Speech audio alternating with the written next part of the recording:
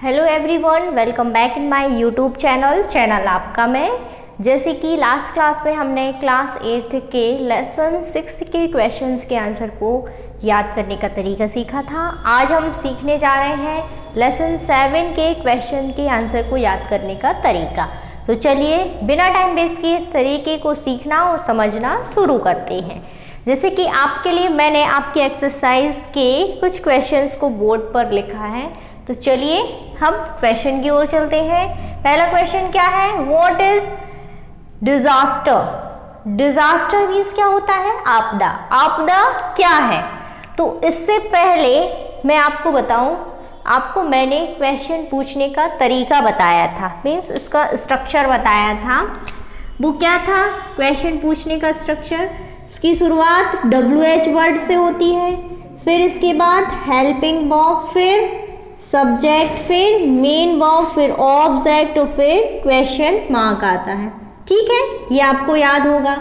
इसका आंसर किस तरीके से देते हैं? हम इसी से सब्जेक्ट लेते हैं, इसी से हेल्पिंग वर्ब लेते हैं, इसी से ही मेन वर्ब लेते हैं क्वेश्चन से ही, और इसी से ऑब्जेक्ट, और आगे हमारा आंसर बढ़ता जाता है। ठीक है, और आपको याद हो तो मैंने एक और स्ट्रक्चर बताया था जिसकी शुरुआत WH वर्ड से तो होती है।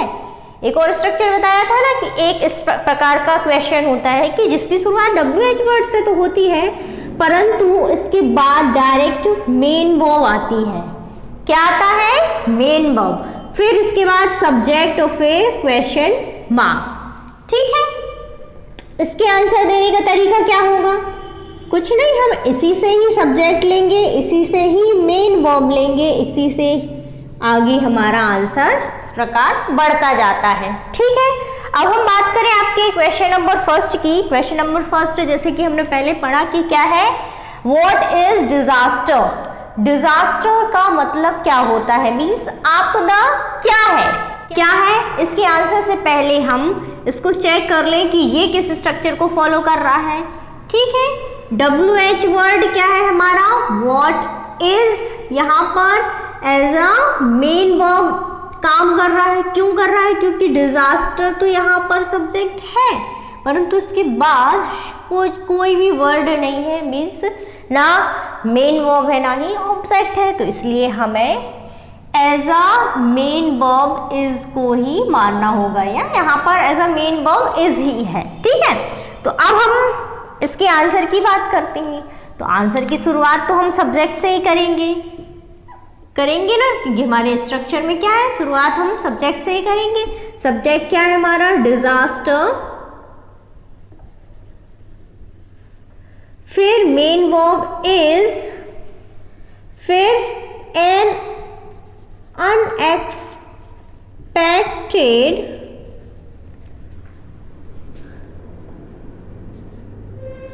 event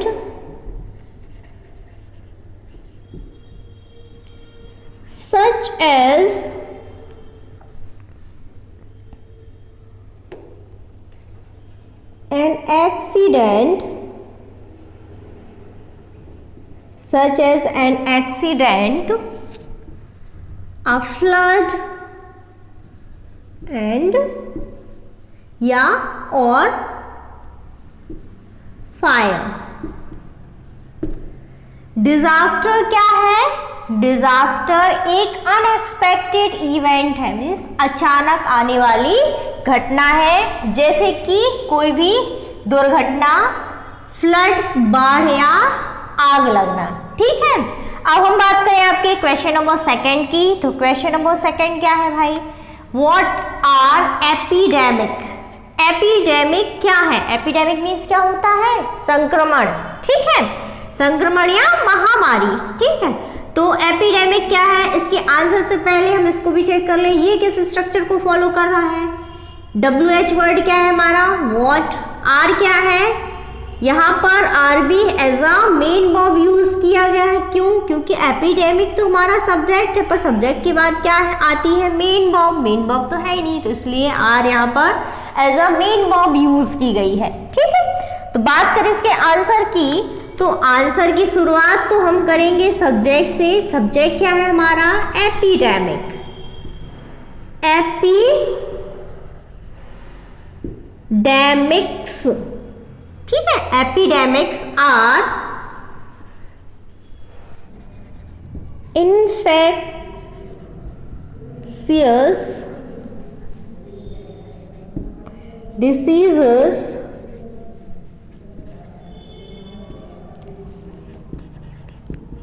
which spread out over a large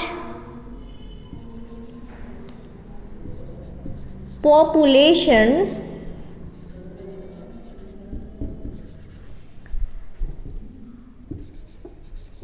by means of contaminated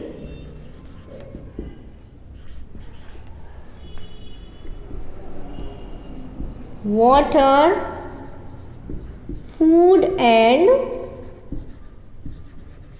air.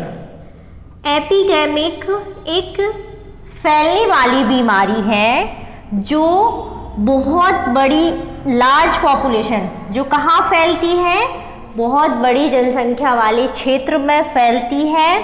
कंटेनिमेटेड water means दूषित जल, फूड खाना और हवा के माध्यम से, ठीक है। अब हम चलते हैं आपके क्वेश्चन नंबर 3 की ओर। तो क्वेश्चन नंबर 3 क्या है देखते हैं। What are the ill effects of floods? बाढ़ के बुरे प्रभाव क्या है, क्या है? इससे पहले हम इसको भी चेक कर लें कि ये किस स्ट्रक्चर को फॉलो कर रहा है, ठीक है। व्हाट क्या है, WH वर्ड, आर क्या है यहाँ पर एज अ मेन वर्ब है, क्यों है, क्योंकि the ill effects of floods यहाँ पर पूरा ये सब्जेक्ट है और इसके बाद मेन वर्ब नहीं नजर आ रही है हमें, तो इसलिए आर का यहाँ पर as a main verb use है, ठीक है। तो अब हम बात करें इसके आंसर की। तो आंसर की शुरुआत हम करेंगे the ill effects of floods, फिर main verb are destruction of life and property। बाढ़ के जो बुरे प्रभाव हैं वो क्या है, जीवन और संपत्ति का विनाश, ठीक है। अब हम बात करें क्वेश्चन नंबर 4 की। तो क्वेश्चन नंबर 4 क्या है भाई, इसको भी देख लेते हैं। How are human beings responsible for causing floods? मानव जो जाति है वो बाढ़ के प्रभाव में कैसे रिस्पॉन्सिबल है, कैसे रिस्पॉन्सिबल है? तो चलो देखते हैं। इससे पहले हम इसको भी देख लें कि ये किस स्ट्रक्चर को फॉलो कर रहा है, ठीक। हाउ WH वर्ड है, are main verb, human being responsible for causing floods, यहाँ पर क्या है, सब्जेक्ट है, ठीक है। तो आंसर की शुरुआत हम सब्जेक्ट से करेंगे। सब्जेक्ट क्या है हमारा, ह्यूमन बीइंग्स रिस्पॉन्सिबल, आंसर लिखेंगे हम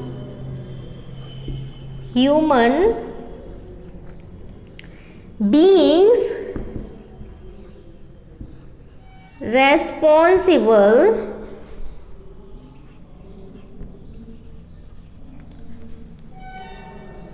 for causing floods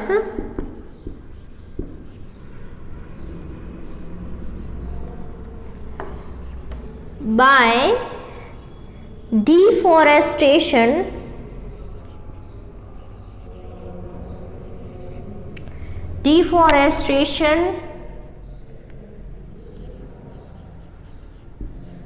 flooding dam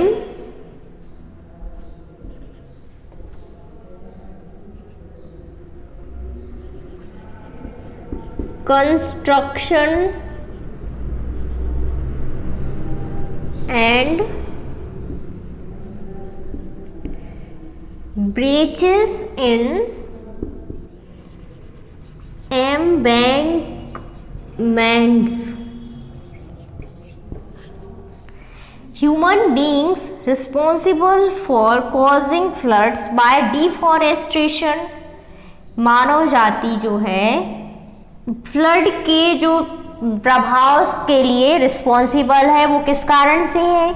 deforestation means वनों के कटाव, फ्लटी डैम कंस्ट्रक्शन मीन्स दोषपूर्ण बांध निर्माण मीन्स कच्चे बांधों के निर्माण के कारण, एंड ब्रेचेस इन एम्बैंकमेंट्स और तटबंधों में उल्लंघन के कारण ही है जो मानव जाति फ्लड के लिए रिस्पॉन्सिबल है। ठीक है, अब हम बात करेंगे आपके नेक्स्ट क्वेश्चन की। जब तक आप इन क्वेश्चंस को स्क्रीनशॉट कर सकते हैं या अपनी नोटबुक में नोट कर सकते हैं। ठीक है, तो बात करें आपके क्वेश्चन नंबर 5 की। तो क्वेश्चन नंबर 5 क्या है भाई? How is our life affected by floods? बाढ़ के कारण या बाढ़ के द्वारा हमारा जीवन कैसे प्रभावित होता है? ठीक है, तो इसका आंसर थोड़ी अलग तरीके से देंगे हम। शुरुआत करेंगे हम देयर से। There is destruction of life and property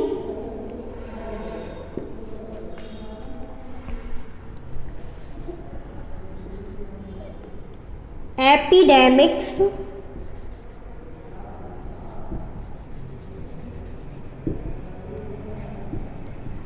and soil erosion occur due to floods. बाढ़ आने से क्या क्या होता है? There is destruction of life and property means बाढ़ आने से जीवन और संपत्ति का विनाश होता है। पहला कारण तो ये है। एपिडेमिक्स मीन्स महामारियां आती हैं। सॉइल इरोजन मीन्स मिट्टी के कटाव के द्वारा भूमि का नाश होता है, भूमि या धरती का नाश होता है। सो ये रहे आपके क्वेश्चंस के आंसर्स। आई होप आपको बहुत अच्छे से समझ में आए होंगे। तो चलिए मिलते हैं नेक्स्ट क्लास में। आज के लिए थैंक यू।